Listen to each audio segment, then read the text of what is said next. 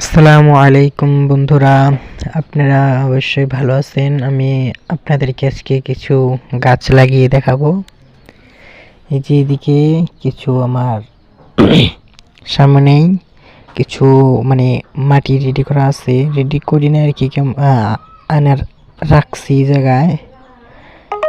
বাগানের মাটি, গোবর সার আর কিছু ধানের চিটা দিয়ে রাখছি আর কি, এগুলা করবো, বানাবো। এই পাশে যে এই গাছটা, এই পাতাবাহারিটা এই টপে আছে, যে ছোট্ট টপে, এখানে এই টপ থেকে এই টপে সেট করে দেবো আর কি, এগুলা টপে, বড় টপে।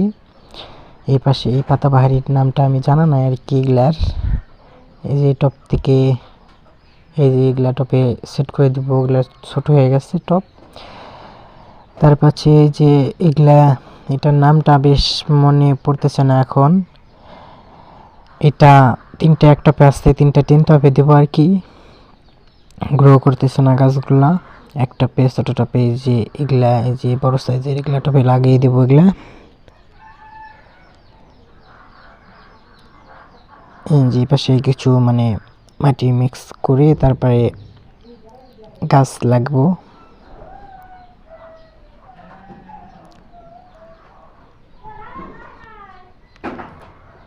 আমার মাটি মিক্স করা শেষ।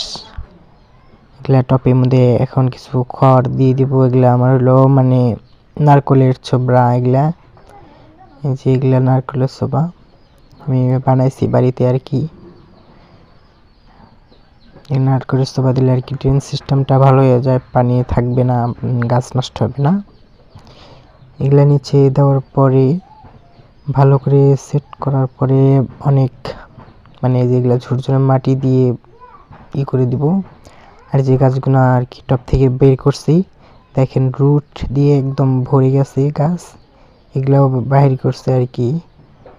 সেগুলা ভিডিও আপনাদের সাথে করা নাই, মাটি সব টপে আর কি ভরা শেষ, শুধু গাছ লাগানোর পালা আর কি।